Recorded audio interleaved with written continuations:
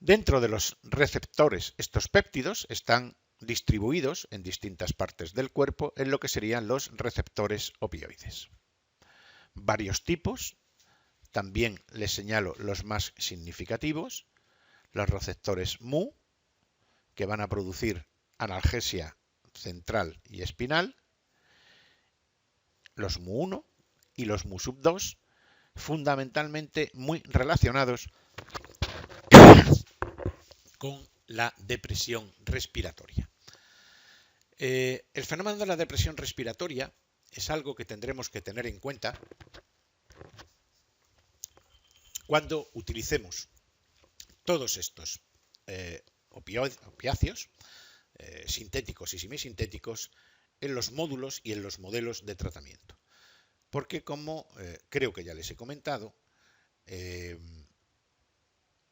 utilizar dosis superiores a las que el organismo puede tolerar, si encima se han utilizado otros fármacos por el fenómeno de la tolerancia cruzada que puedan producir depresión respiratoria, las circunstancias y los efectos que ocasionen pueden verse aumentado muchísimo y la situación puede ser bastante compleja.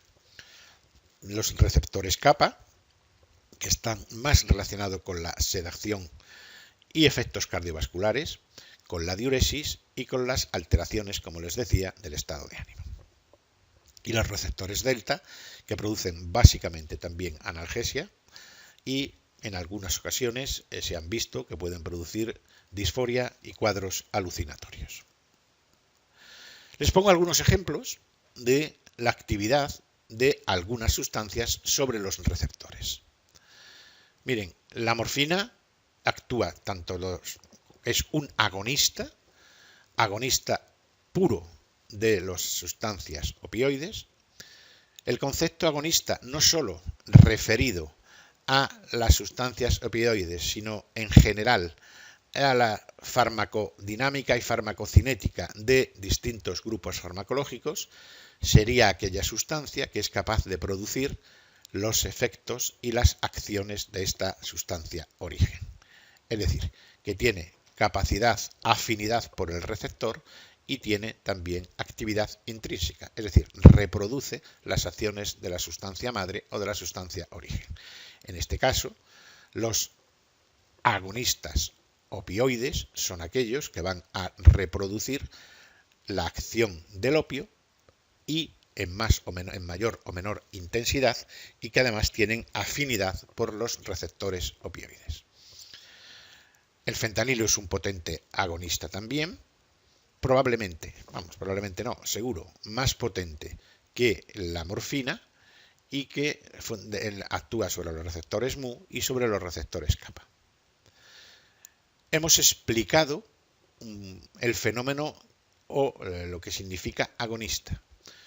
Dentro de los receptores opioides y de las sustancias opioides endógenas que pueden actuar sobre los mismos, y de las exógenas existen otras que son antagonistas. El concepto antagonista no está puesto en el cuadro, sería aquel que tiene afinidad por el receptor, pero no reproduce la acción de la sustancia origen. En este caso, fundamentalmente, conocemos tres: la naloxona, la naltrexona y la nalorfina. La nalorfina no se utiliza en humanos y la naloxona y naltrexona sí se utiliza y como más adelante veremos.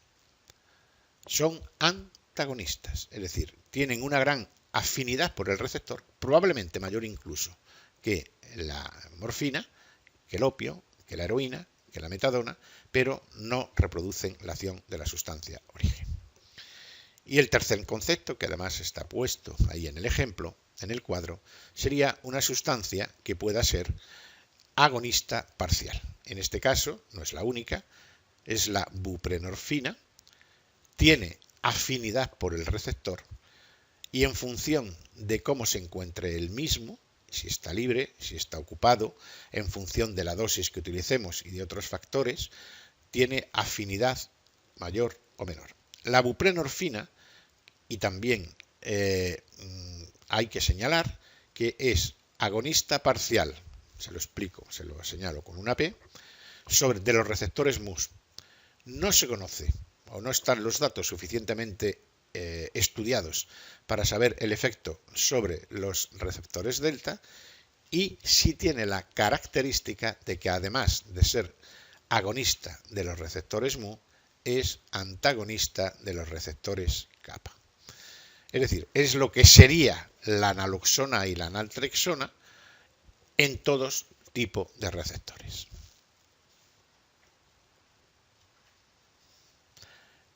Desde el punto de vista terapéutico, el conocimiento de la acción y el conocimiento de estos receptores opioides y de los péptidos opioides endógenos nos ha permitido la utilización de un grupo de sustancias farmacológicas que han sido eficaces fundamentalmente en el trastorno, tanto en el tratamiento del trastorno del abuso y de la dependencia de estas sustancias.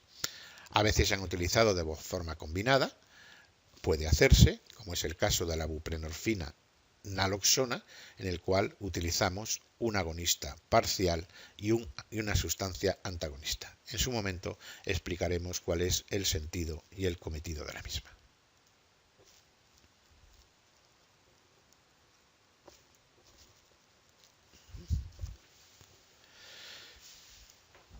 Uno de los aspectos a tener en cuenta, en el caso bien sea con fines terapéuticos, con fines lúdicos o por padecer una persona una dependencia, es si utilizamos de una forma incorrecta estas sustancias de características opiáceas, pues evidentemente puede aparecer un cuadro de sobredosis.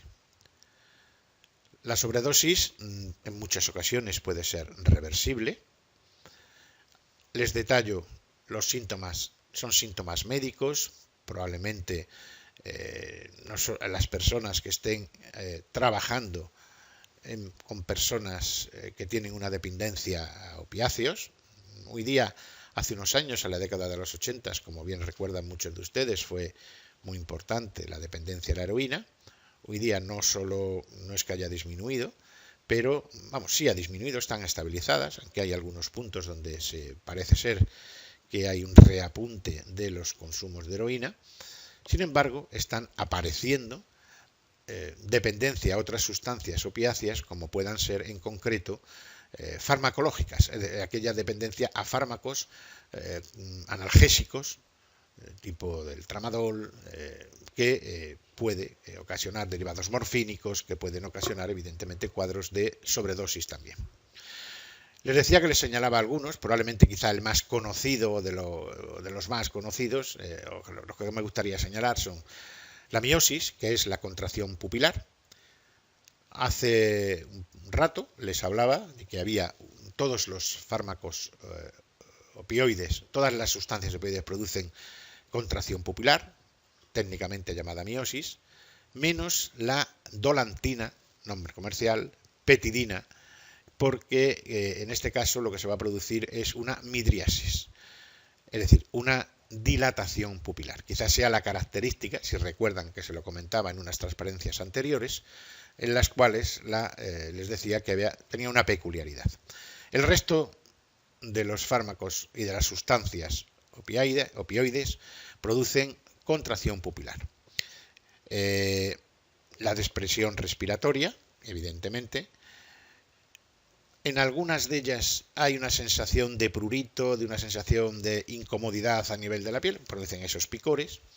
Y evidentemente, si el cuadro no se resuelve, pues puede aparecer una parada cardiorrespiratoria, anteriormente situación de bradicardia, que es disminución del latido cardíaco, de la frecuencia del latido cardíaco, y puede llegar, como les decía, hasta la muerte de una persona.